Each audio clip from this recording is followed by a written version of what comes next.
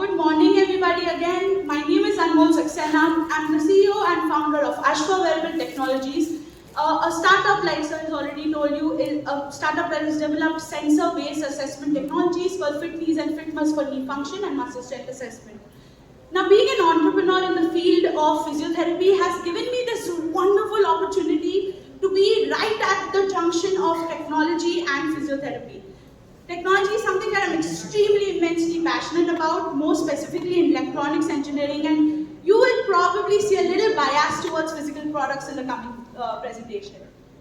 Now, I want you to, go on this journey on how technology has evolved over the years, where we are today and where we are going to be in the future. And the very best way of beginning any kind of presentation or any kind of discussion is at the very beginning.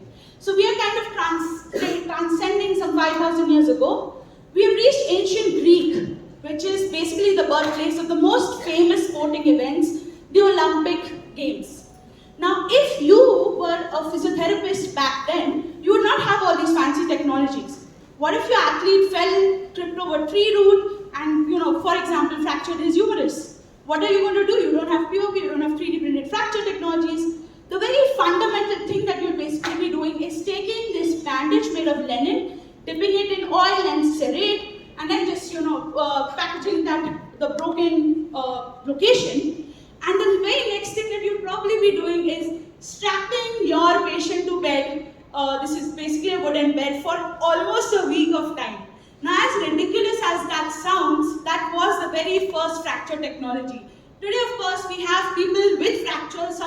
I can see somebody right there. And this person is attending a conference, but back then you'd be strapped to a bed.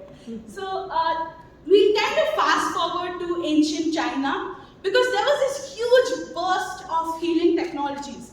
Technologies that we use till today. So you have scientific practices like acupressure, acupuncture, dry needling, but back then you did not have industrial revolution. And because of that, you did not have stainless steel or cheap dry needling technologies.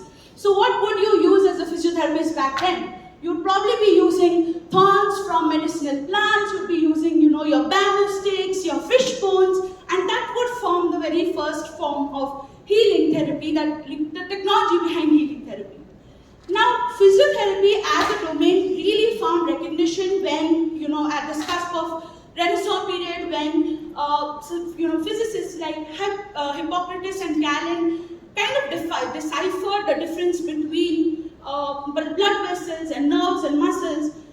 As important as that is for you as a clinician, that is also important for us as technologists, because now we can understand what is causing swelling, what is causing effusion, what is the technology that can counter the root causes of pain or of these kind of swelling and effusions. And that brings us to 1750, where the very first electrotherapy device was invented. Today we take this for granted. You have a TENS machine as small as this, you can put it in your pocket. But back then this was this huge bulky machine consuming a lot of electricity, and possibly a lot of power and consuming a lot of space. And then, of course, Americans being Americans went ahead and commercialized this as a device that can, make vibrate your body and make you look very beautiful and sexy for your husband.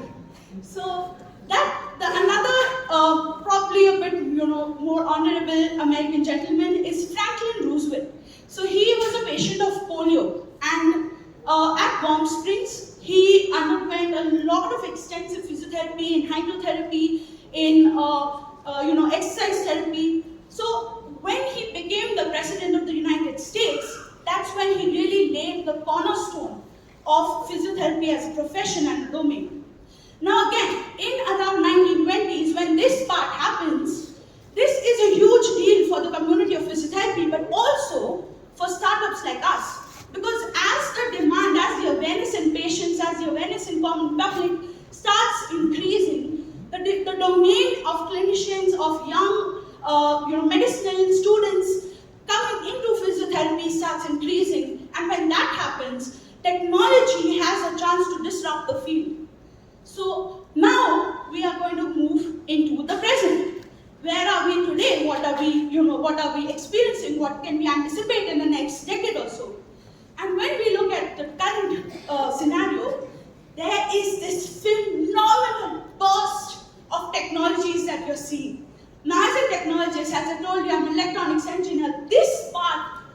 ecosystem really excites me, because while you are listening to these amazing buzzwords like machine learning and neural network and virtual reality, the crux of everything is hardware electronics.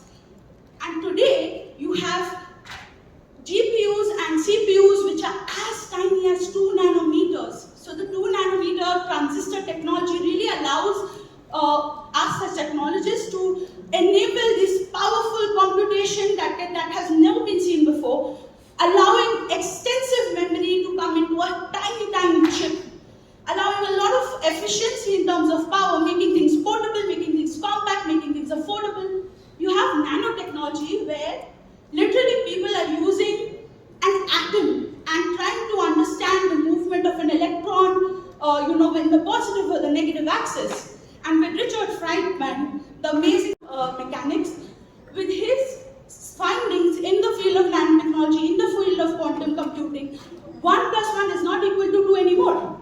There's a probability, 95%, that could be equal to 2. And then you're looking at high fidelity cameras that can really process, capture these amazing resolution, low power, and all of that camera capability today is sitting inside each and every one of your pockets. So these kind of technologies, and then because you have this amazing microprocessors coming in, helping you compute, you have a lot of sensor technology. So to kind of help you understand what the progress of sensor technology in itself has been, a decade ago, a motion sensor, and in what we call inertial measurement unit or IMU, would be as big, probably bigger than this. It would be like these small vacuum flasks, and you would have to send some signal relays, and then you would get transferred, and ultimately you would get an output. And today, the IMUs are actually smaller than your smallest finger, the smallest nail, and that's as compact as it gets. Now, because of this host and array of hardware technologies, you have a burst in this side of the board, which is software technologies. So you have things like artificial intelligence, neural network that can easily transfer onto something that we call edge computing, which means they can run and process on the processor itself. There's no cloud, there's no necessity of you having these Wi-Fi connections and so on. But then you also have the option of Internet of Things, which basically means that you could be sitting inside the 4 walls of your clinic, and your patient could be sitting in Australia, for example, in the 4 walls of their homes, and you are interconnected through sensors which are sending the data to cloud, which are sending the data to your dashboard, and you have a seamless ecosystem coming, understanding your patient's pain, biomechanical movements, so on and so forth, all in the comfort of your home.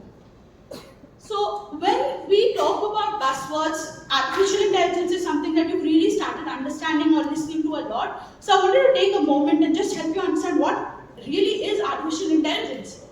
And the most basic way of helping you understand that is that, in essence, artificial intelligence is a computer software.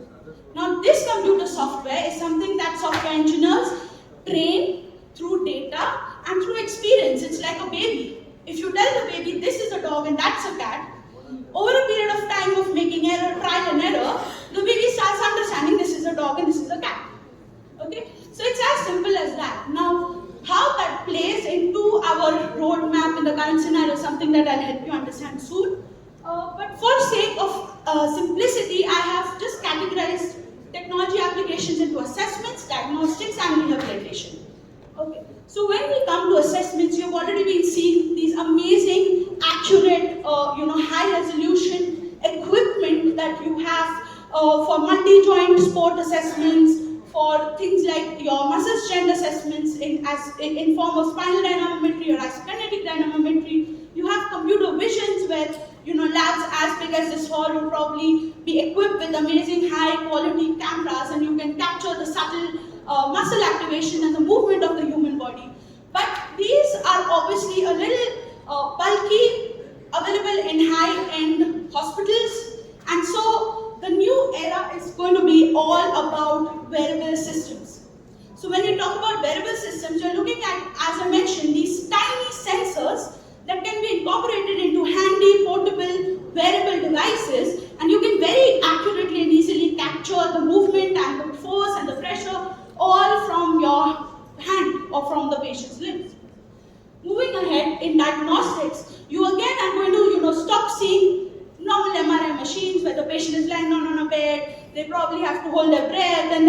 hopefully you get a good scan or two and you can make inferences out of it.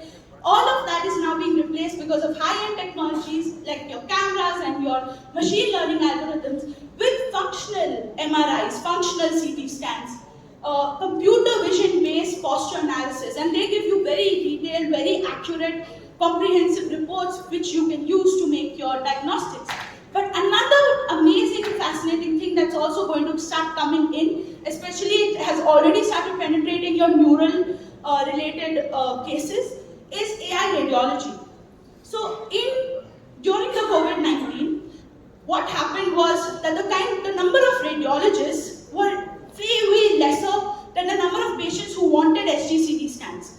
And that kind of gave rise to this need where the scan was taken, the radiologist was responsible for taking the scan and just pushing it into an AI software. And the software would start creating these conclusions and creating reports. And that again, when we look at pain relief, another new trend that you're going to see is your patients today are going to start inevitably demanding pain relief all the time, everywhere. And again, that points us to wearable pain relief technology. So things like EMS or things like electrotherapy, things like phototherapy, all of these are coming into your wearable systems.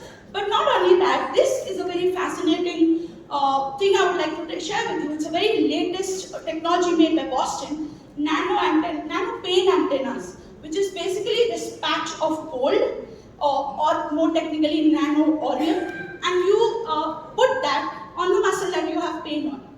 Now the fact that we know how a pain gate theory works, this nano antenna sort of attracts or disrupts the pain gate from the efferent nerves to the central nervous system and therefore inhibits pain at the root cause itself.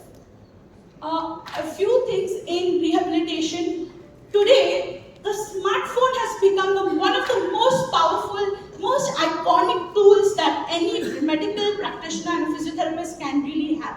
Because the camera holds the capability of a lot of computer vision applications, while the sensor-based assessments can easily be hooked up to the camera through Bluetooth, through Wi-Fi, to capture all that data from the patient's side into their phones and relay it to you anytime, anywhere.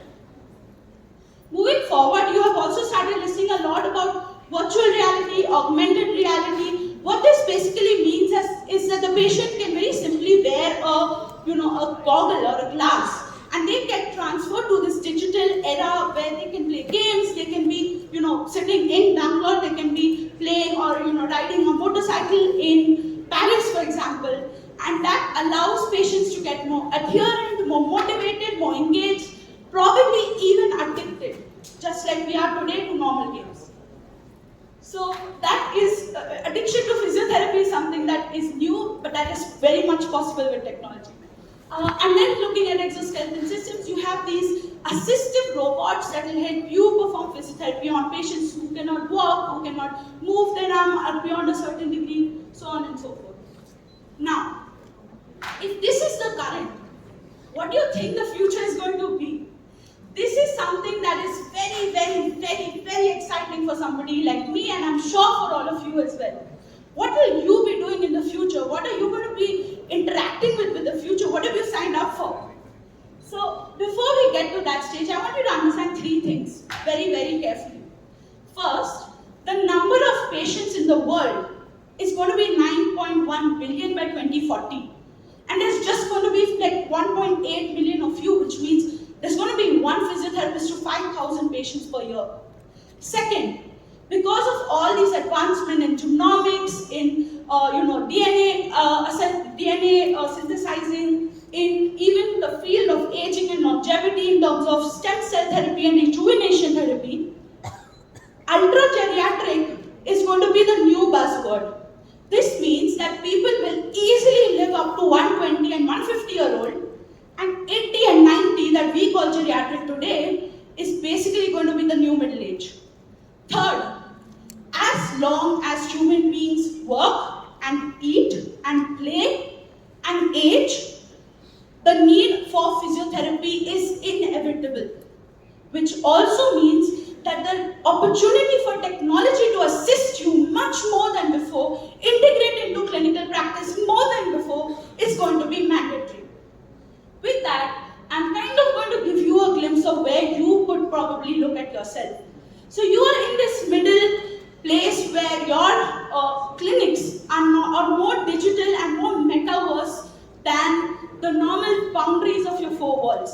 Your clinics will start personalizing themselves as per every patient's requirements. You'll have much more robotic and AI integration into your clinical workflow. And at the heart of all of that is going to be the physiotherapist's healing touch.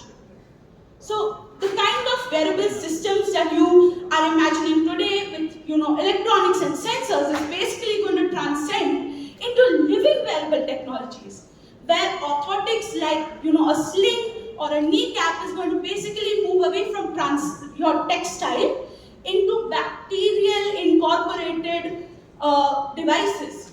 And when you get pain, just imagine you will be giving this kind of bacterial or fungal integrated 3D printed orthotic to your patient, and that pain or that articular cartilage that is started tearing off, they will start getting regenerated and rehealed in basically 5 years of time, something without the patient stopping their daily activities, by the way, which today would need the patient to be on bed rest for like 7 to 8 years without any movement, which is not going to happen. So rehealing of articular cartilage, rehealing of ligaments is going to be very much possible by these topical or cuted or over the skin kind of living wearable devices. The next thing that you will start seeing is 4D printed prosthetics. Amputees are not going to sit and wait around for wooden legs and wooden hands anymore. They're not even going to sit and wait for artificially intelligent robotic hands. They're basically going to go to a shop, which is any gully nukkad mein, tell that this is my hand, these are my dimensions, do a 3D printing with additive manufacturing capabilities and get a hand that is as functional as any other regular hand. So you won't have amputees feeling that I have to wait for a long generation to actually get my limbs back. CRISPR is going to be the new TENS machine. You will have these CRISPR technologies in every hospital and eventually every clinic. And what CRISPR does is edits genes. So when your patient comes and reports pain, you will be editing out pain relief, the macrophages and the cytokines and those kind of explosion that happens at the site of pain, and you will basically be cutting the DNA from their body, putting it back and helping the RNA replication so that the pain is resolved from the root cause. And finally, this is your athletes, this is what your athletes of the future will look like. Your athletes will be training in safe but more effective than ever simulators with virtual reality in their space in the digital space of their field. And it'll be as simple as just me going, if you want an assessment of my body, if you want an assessment of my bones and nerves and muscles and blood vessels and so on, I'd basically be just standing in front of this electromagnetic patch, and there's a scan and you have the data right there. So this, where you have AI, you have technologies, you have hardware, you have robotic assistants, you have the artificial intelligence processing most of the things, this is what your future would essentially look like. With that, I will actually have done my with that. Okay, so with that, I am actually done with my presentation. I hope you enjoyed this because it was amazing fun actually putting this together, and I got a lot to learn myself. If you guys want to ask any questions, this is the time you can please take the opportunity and let's have a good discussion.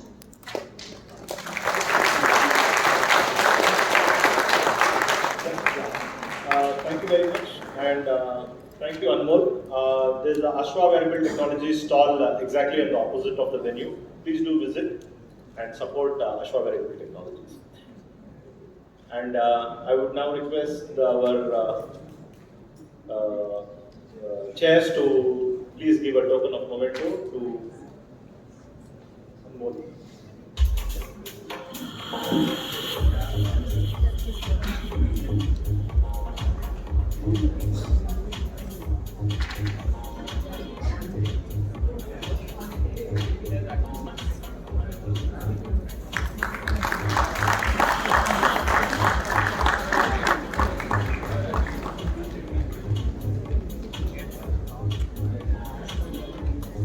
I would now request Dr. Soumya Rao, founder of Stairs Physiotherapy and Fitness Clinic, to please come over on the dais.